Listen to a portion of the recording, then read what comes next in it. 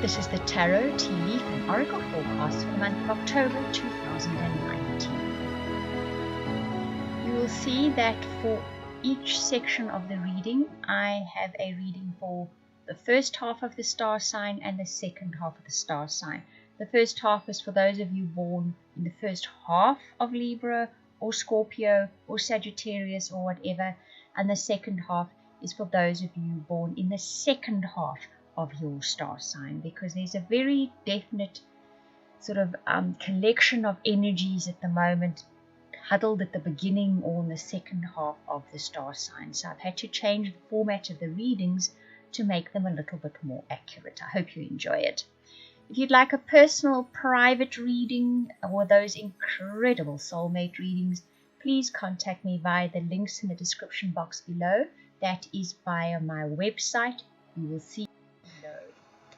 Scorpio, I'm first going to read the tea leaf cards for those of you that were born in the first half of Scorpio, and then those of you that were born in the second half of Scorpio. So, on the cards it says Spear, heartache over what you no longer have. Boat, money or property through an inheritance, winning or windfall. The Tower, solid foundation, success with effort. And the Valley, deep personal strength and peace that assure success. The story we see here for those of you that were born in the first half of the Scorpio star sign is that you are longing for something from the past, something that has gone, something that you don't have anymore. It can be a person, it can be a situation, it can be a lifestyle, but it is not in your life any longer, and you're longing for it. Sometimes we long for things because they were more comfortable, they were more easy, or we simply just miss them. What happens quite shortly after this feeling, though, is that you have some kind of windfall comes in, some kind of luck comes in. Something unexpected, something you didn't work for, something you didn't plan for, just lands in your lap. The fact that you have the solid foundation, success with effort, and deep personal strength and peace that assure success says to me that you use this windfall with a long-term picture in view. You use this windfall to sort of stack up those solid foundations of yours. You take the windfall and you keep working hard at whatever it is. And because of this, you are guaranteed success. So you don't take any crazy risks, you don't take any crazy chances. You just keep working hard at something and use this windfall towards that. And you are guaranteed success with whatever it is that you put in all this effort into. Now, those of you that were born in the second half of Scorpio, the scale says keep your life in balance. The turkey, someone is behaving badly. The inkpot, problems to be resolved.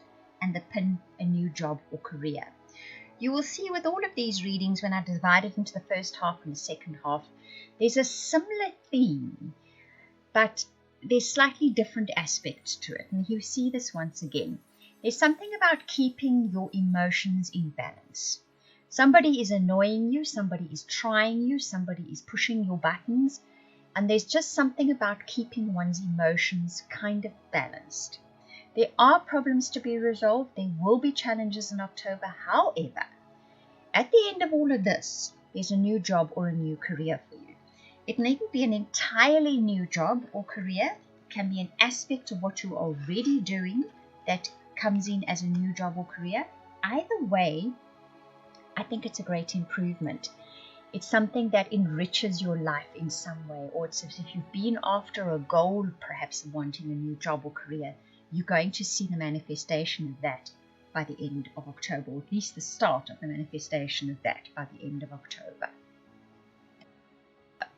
Relationships.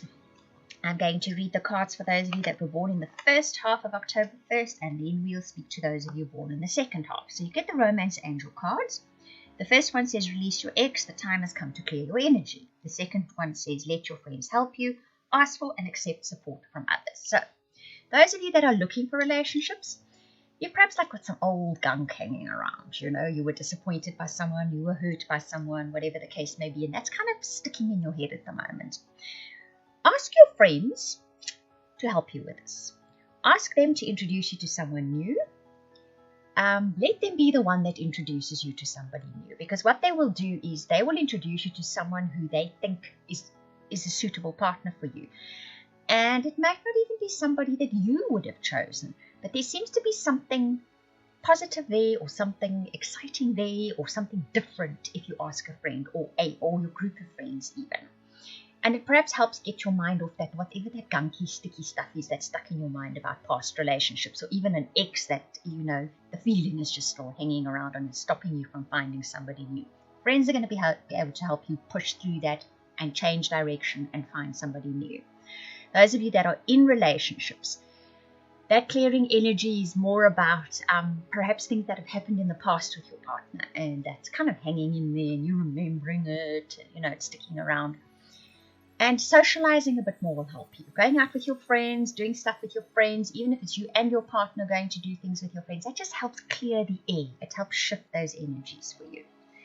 Now, those of you born in the second half of October, once again, a similar, of Scorpio, there's a similar kind of feel here, because the religious factors, your love life is influenced by your religious upbringing and spiritual path and trust. This situation is calling for you to have faith. So there's a kind of core belief that's sticking in there, a kind of like real belief that you have about relationships. Now, I'm first going to speak to those of you looking for relationships. You have a belief system. We all have them. There's nobody that doesn't have one. At the moment, this is highlighted for you in October, and it's saying, you know what? Things are going to work out differently. Trust what is happening here if you're looking for a partner. Trust that the pathway that leads to that partner could be very convoluted, it could be very different, it could even not look like it's leading to a partner. Let go of all those set beliefs you have of how you should meet a partner and how you're going to meet a partner, because it's not going to be like that. It's going to be different this time. Those of you in relationships, very, very similar story. You have very set beliefs about how a relationship would work, or some aspect of your relationship. You have a very set belief about it.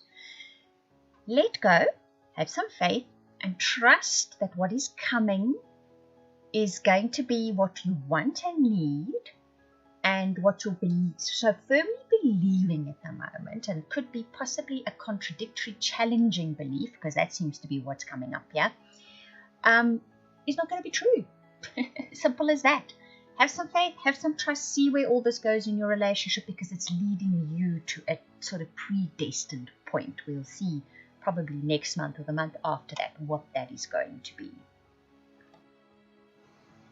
So the tarot cards, once again, I'm going to read for those of you that are born in the first half of Scorpio, and then for those of you born in the second half of Scorpio. What is interesting here is the underlying story for all of you is your belief system is about to be challenged. You have a very specific belief system.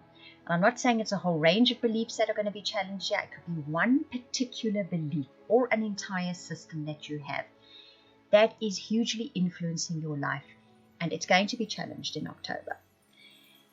The emotions card comes, and the Four of Earth comes for those of you in the first half of Scorpio.